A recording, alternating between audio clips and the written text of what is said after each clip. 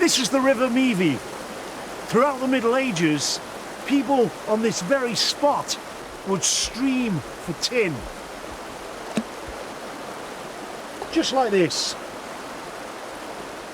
Black tin. Now, experienced tinners knew precisely where to look to find these little nuggets of black gold. It didn't actually matter to them whether places like this belonged to somebody else. They were at perfect liberty to go wherever they pleased on the moor and take whatever they needed from the streams. Woe betide anyone who tried to stop them. Now calm down, calm down. This isn't yet another programme about tin mining. No, it's about prisoners and prisons. And despite its pleasant appearance, this pretty little place was one of the worst in the West Country. You most definitely didn't want to do time here. Look, I'm sure you don't really need me to tell you that throughout history in the West Country, thousands of people were actively involved in tin mining. I mean, tin was an enormously important commodity. Pewter, for example, I mean, that's 97, 98% pure tin. Well, given that it was that important to the economy, it should come as no surprise that the Crown took an active interest in taxing the profits of the industry to the absolute hilt. No monarch worth his salt in this country would ever allow anything to interrupt the smooth running of the tin industry. That's why they went to the trouble of passing a very special set of laws, a set of laws that only applied in the tin mining districts of the West Country. The very harsh but wonderfully effective stannery laws. Now, this is a very rare 18th century book, and I've got it not just because it goes with the outfit, but because it lists all the stannery laws going right the way back to the reign of James I in the early 1600s. Listen to this. We present and affirm that writs of prohibition lie in the stannery court in cases of land, life and limb, and that the writ of habeas corpus and of corpus cum causa, whatever that means, doth likewise lie with the stannery courts. Be in no doubt whatsoever, if you got the wrong side of stannery law, you were in big trouble. You were likely to end up in Lydford Jail.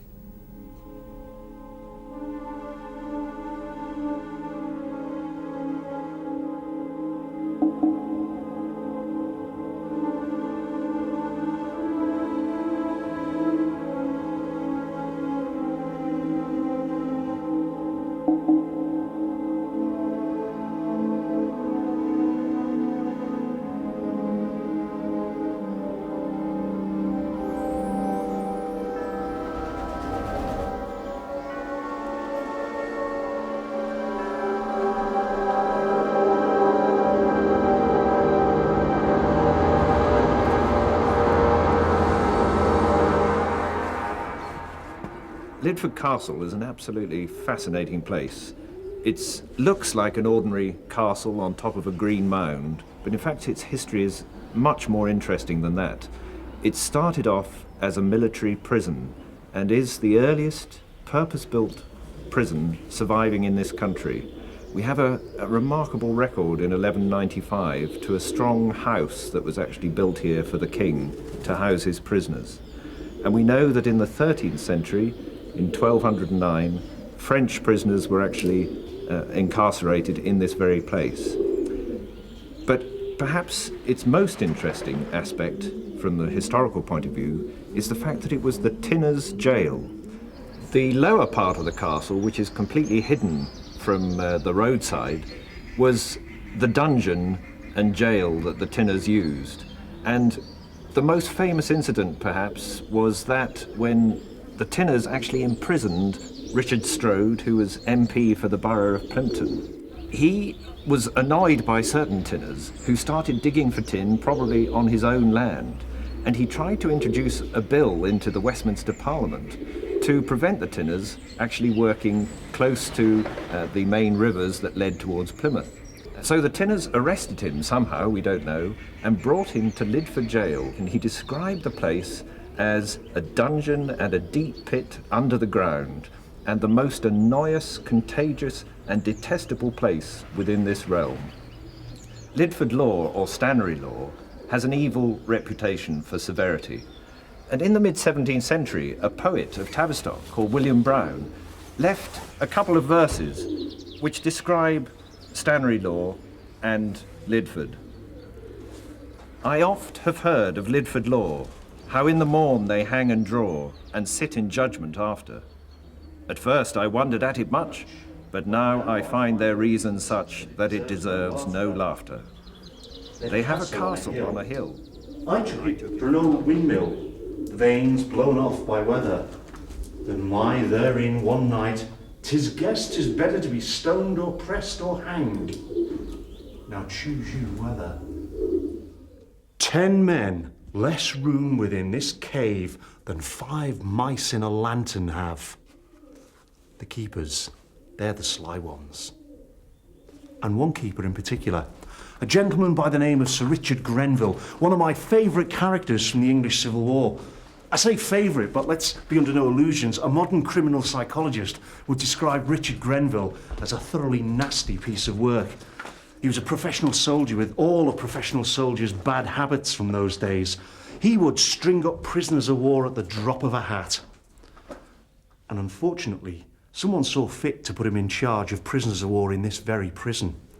One gentleman by the name of Yolland, and we'll never know what it was he did to offend Sir Richard, but it must have been pretty serious, because poor old Yolland was dumped in a cell very much like this, possibly even this one, and was starved to death. I think you've got to have upset someone pretty badly for them to go to all the trouble of taking such a long-winded way of taking you out of the equation. But then it was Sir Richard Grenville, and this was Lydford.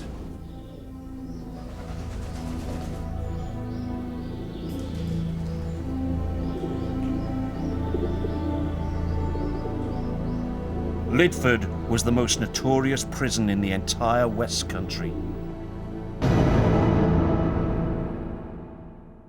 But the West Country's most notorious prisoner never saw the inside of a jail. A prisoner so infamous that thousands of sightseers thronged the Devonport dockyard to try and catch a glimpse of him as the Navy escorted him into exile on the other side of the world. He was the Emperor Napoleon Bonaparte. But you know, the thing you mustn't forget is that while his nibs was out there in the Sound being kept in right royal state, the poor soldiers and sailors who'd put the imperial crown on his head in the first place, but who'd had the misfortune to be taken prisoner by the British, had been kept in prison hulks out there. These were dismasted and generally derelict ships of the line that the Navy had no further use for, so into them they tumbled thousands of French prisoners. And it has to be said that despite their filthy French habits, the conditions on board those hulks were truly appalling. The conditions on those ships were so vile that on one celebrated occasion, the Plymouth and District Association of Ships' Rats and Allied Rodents actually sent a formal delegation up to London to lodge an official complaint with the Health and Safety Executive. Only kidding. The point I'm trying to make is that conditions as bad as that meant that not only would they breed disease, but they would breed a very real indiscipline, which the French officers found intolerable. If they were going to keep control of their soldiers, they needed to do something about it. Throughout the Napoleonic Wars, there was a room in this very building that was handed over to the exclusive use of the French prisoners of war. It was a room where they executed those of their own men who'd been found guilty of crimes against the French military code and had been condemned by courts-martial to be hanged until dead. Now, we don't know exactly how many people were executed here, but several years back, a group of 149 nails were found in what looked suspiciously like a tally, hammered and grouped into the wall in this very room.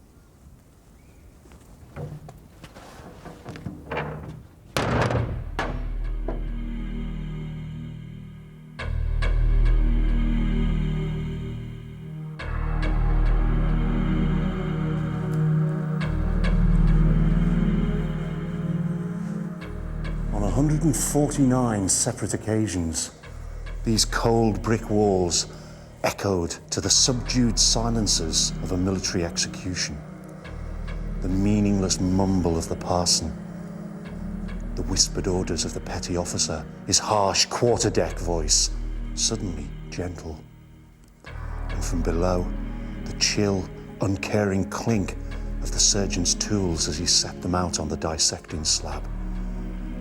And the dry rustle as the knot was placed firmly against the left ear of the condemned man. And then the sound that not a single one of them would ever forget.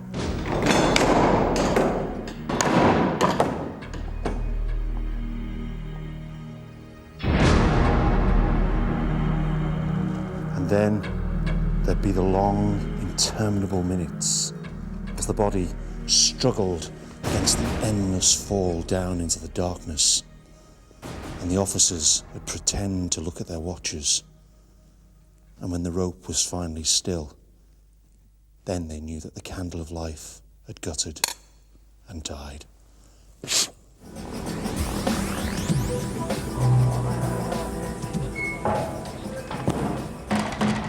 Conditions on the prison hulks were so bad that eventually even the government felt something had to be done about it. The solution was provided by Sir Thomas Tyrwhitt, a well-connected Georgian wheeler dealer whose dream of building a huge prison depot in the wilderness, which he just happened to own, produced the most famous jail in Britain, Dartmoor Prison. The Dartmoor depot was designed and built to hold 5,000 prisoners of war. But within 4 years of it being opened, and I'm sure this will come as no surprise to any prison officers watching, by 1813 there were over 9,000 prisoners packed into the place. Now, fair enough, they were only Frenchmen, but let's be honest, even that's a bit over the top. I mean, these walls are granite moorstone, not stretch lycra. When the French prisoners of war arrived at Dartmoor, they very rapidly established their own social order. At the top was a group known as Les Lords. Many of them were so well regarded that they were able to live in parole within the local community but outside the confines of the prison wall. At the very bottom, though, of the social order was a group known as Les Romains, and they were prisoners who gambled away all their belongings and relied upon the pity of others to survive. In the middle was a class of artisan prisoners who were able to live by helping the upper class prisoners, by doing work for them, cleaning, cooking, but also by making items which they could sell to the local people who used to visit the prison on special market days. And they made all manner of intricate and very delicate items from bones from their food, crosses, rings, and this small delicate box. Some of the larger items made by prisoners, such as model sailing ships, will be worth many thousands of pounds today. But of course in those days they were traded merely for food in the market inside the prison. In those days it was very convenient for the local people to come and trade with the prisoners, because outside there was only a little hamlet at Princetown, but inside there was a large captive market of prisoners desperate for trading for food or anything else that they could get for the things they made. The problem for the soldiers guarding the prisoners was that if outsiders were allowed inside and then the insiders managed to get outside, the soldiers would end up having to turn the entire moor inside out, trying to get them back inside again. And soldiers hate being outside in bad weather when they could be inside with a pint, so they kept a close watch on those frog-eating Frenchies. Now, if the regime for French prisoners of war wasn't anything like as strict as it would have been for civilian criminals, this place wasn't Centre Parks by any stretch of the imagination. This wall was designed to stop the prisoners getting out, but there was a minor design feature in it that did allow the locals to come in. This was the lintel of a doorway through which local traders would come on a regular basis to have markets where the prisoners could sell off their goods. Now, one of the French prisoners really did leave his mark on this place. He carved his name and the fact that he was a prisoner here in 1813, and he carved it over the lintel of the doorway. The doorway presented a marvellous opportunity for the prisoners and the locals to mix, but it presented an even better opportunity to one prisoner in particular who decided that he had a cunning plan to get out of this place. Louis Vanille's escape plan was fabulously French. It had audacity, it had flair, it had panache, and it had the guards looking complete plonkers. With any luck, the only bars he'd ever see again were the ones selling champagne in Montmartre. Actually, it wasn't a cunning plan at all. They don't come any simpler. He acquired himself some fine civilian clothes, and when the crowds were going home at the end of the day, he simply toddled off out the door with them, being very careful to remember to say cheerio to the guards rather than au revoir. Off he went, large as life and twice as cheerful. Louis made it all the way to the West Indies. And then his luck ran out. It breaks me heart to tell you, but the darling boy was recaptured and sent all the way back to sunny Dartmoor. But compared to some, he was lucky. Many of his mates died in prison and were buried in unmarked graves. But there's one grave in Ashburton churchyard that still has a tale to tell. Well, we all know how Napoleon's imperial ambitions were brought down in ruins on the fields of Waterloo. And not long afterwards, the Allies sent him off into exile on St. Helena. But while he was on his way, most of the prisoners who'd been the unwilling guests of His Britannic Majesty George III here in England were packed off back to France. All except the ones, that is, who'd married local girls and were busily selling croissants on Morton Hampstead Market. And of course, those poor soldiers who were never going to go home. Time had run out for the Emperor back in June at Waterloo. And it wasn't until 3 months later that it finally ran out for one of his soldiers, a Lieutenant Francois Guidon. He was a lieutenant in the 16th Regiment of the Line. The difference is that whereas the Emperor had led a full and eventful life, poor Francois was a mere 22 years of age when they laid him in the ground. Laid him in a far-off corner of a foreign field. That's forever France.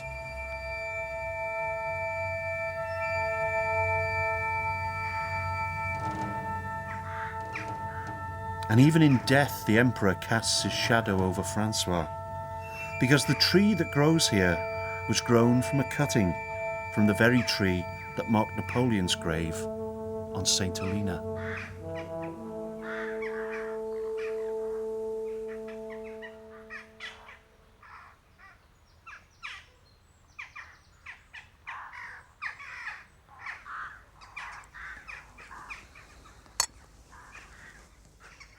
This is all very curious. This looks distinctly like a French chateau to me. No, it has to be Bodmin Jail. That's spelt the correct way, by the way. G-A-O-L. Now, back in the 1960s, this place was being run as a nightclub. Back in the 1860s, they were swinging people in an entirely different way.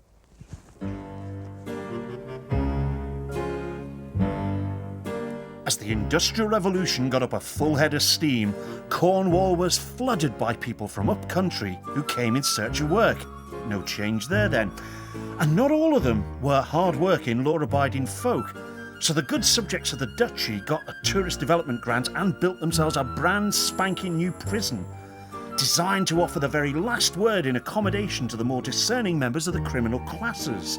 All rooms had balls, chains and treadmills en suite. The judiciary at the time might have hailed these places as model penal institutes, but be under no illusions that life for those inside them was incredibly hard, despite the fact that they were technically only minor offenders. And it got worse. If you actually transgressed the rules of the prison itself, in addition to the sentence you were already serving, they could make life distinctly unpleasant for you by chaining you up, chaining you to the wall in total darkness. And they were the lucky ones, because just a few yards down from where I'm standing is the condemned man's cell. For them, life in prison chained to a wall in utter darkness was distinctly the soft option. Well, the first Bodmin Jail was completed in 1779. Previously, the prisoners were kept in Launceston Castle, but conditions in Launceston Castle got so bad that there was the need for a purpose-built jail.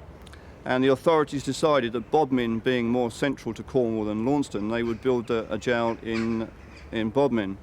The crimes that people would have been in the jail for would have been things such as, to start off with, would have been just vagrancy, brawling in the streets, drunk and disorderly, fighting, that would have obviously been a sentence of several weeks or even several months.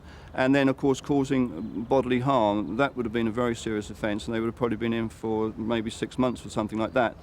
But records show us that people were hung for stealing a sheep, setting fire to a corn stack, stealing a watch. Now, they were hanging offences, so it would appear that you either came in for 6 months or you were hung.